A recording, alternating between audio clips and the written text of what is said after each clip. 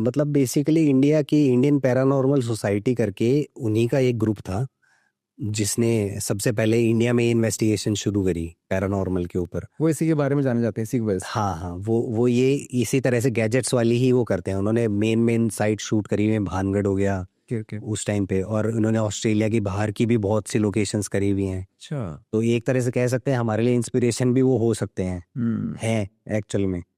तो वही कनेक्ट करने के लिए उनकी कोई एक लोकेशन मुझे बताई उन्हीं के नोन ने।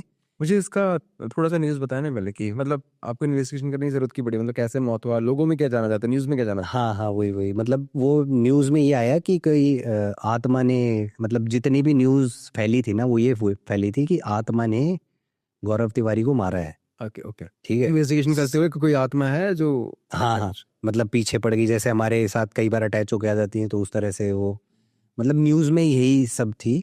लेकिन मेरा वहाँ पे जाते ही पर्सपेक्टिव पूरा चेंज हो गया। ऐसा क्या हुआ? ठीक है, अब मैं बताता हूँ आपको वो लोकेशन।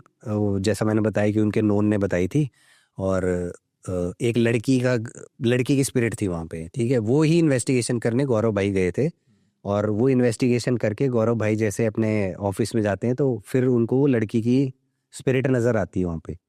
ठीक है, तो उस लड़की की बैक स्टोरी थोड़ी सी अजीब थी। लड़की कौन थी? लड़की जिस घर में जहाँ पे इन्वेस्टिगेशन किया था गौरव तिवारी ने, ओके। उस लड़की ने सुसाइड किया था बेसिकली। तो गौरव तिवारी ने इन्वेस्टिगेशन करी थी, उसके बाद उन्हें स्पिरिट नजर आती थी। तो मेरा ये मानना है कि जहाँ पे वो अटैचमेंट वाली बात फिर से, क्योंकि उन लोगों ने मुझे बताया कि गौरव भाई को थोड़ा सा उस केस में इंटरेस्ट था कि ये लड़की ने कैसे सुसाइड कर लिया, और वो थोड़ा सा होता है ना कि एक केस में घुस जाते हैं, तो वो उस केस में थोड़ा ज़्यादा घुस गए थे। उस वजह से वहाँ पे मैं गया। यहाँ पे इस लोकेशन पे मैंने स्पिरिचुअली कनेक्ट करने की कोशिश करी। मैं पहले, वैसे तो हर लोकेशन पे जाके हम पहले वाइब्स फील करते हैं कि यहाँ पे सच में कुछ है भी नहीं, वाइब्स एक आ जाती है। मैं इतना इतना टाइम हो गया इन्वेस्टिगेशन करते हुए, तो वाइब्स हमें आ जाती है, पहले ही घुसते ही आ जाती है। तो वहाँ पे मैंने सोचा कि मैं थोड़ा सा है ना स्पिरिचुअली कनेक्ट होने की कोशिश करता हूँ। मैंने इंटरनली ऐसे सोचा थोड़ा सा कि कनेक्ट कर जाऊँ, मैं सीधा कनेक्ट कर जाऊँ। और मुझे एक बार ऐसे फील भी आया कि हाँ, मैं मतलब एक कनेक्शन होता है ना, वो कनेक्शन पता लग जाता है कि हाँ ये हो गया, अब कुछ ऐसा फील आया मुझे। तो मैंने ना स्टार्टिंग में सारा मोशन पे ही रखा, मोशन सेंसर पे। मैंने वो सवाल किया कि क्या आपने सुसाइड किया है, वो मोशन सेंसर चल गया। मतलब लोगों का ये कहना है कि स्पिरिट ने मारा है, और मैं सवाल पूछ रहा हूँ क्या आपने सुसाइड किया है, तो वो मोशन सेंसर चल रहा है।